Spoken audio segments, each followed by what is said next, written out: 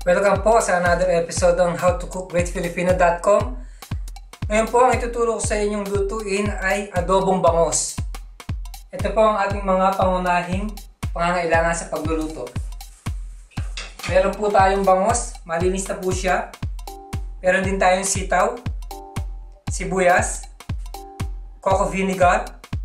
Meron din po tayong garlic, sili.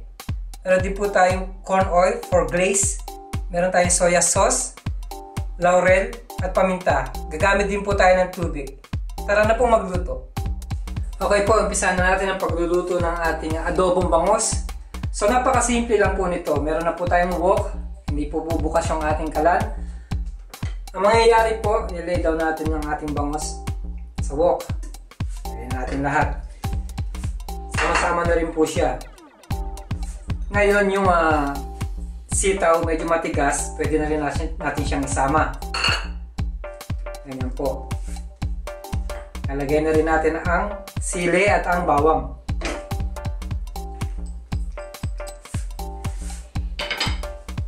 Ngayon po, ilalagay na rin natin ang suka.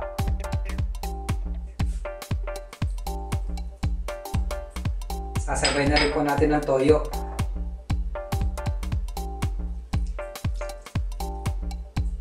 Ngayon po, ang paminta at ang laurel.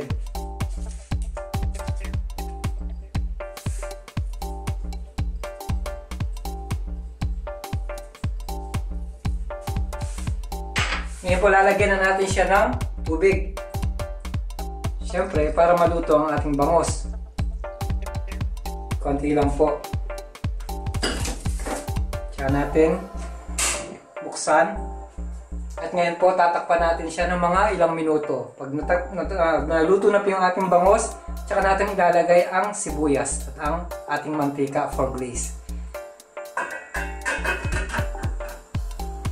Okay po, punta na tayo sa huling stage ng ating pagluluto ng adobong bangos.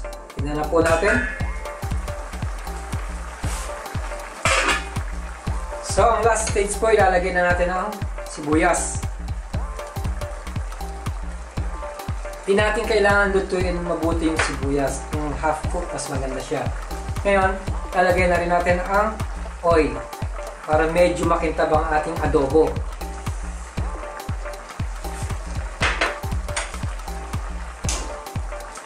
Lagyan natin konting sauce ang ating sibuyas. Ngayon, tatakpan ko na po ito. After 3 to 4 minutes, pwede na po siyang iserve.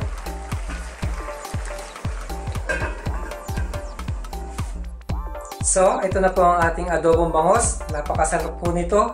Ang paglalagay po ng sitaw sa adobo ay optional lang. Nasa sa inyo po yan kung lalagay nyo ng sitaw o ng gulay.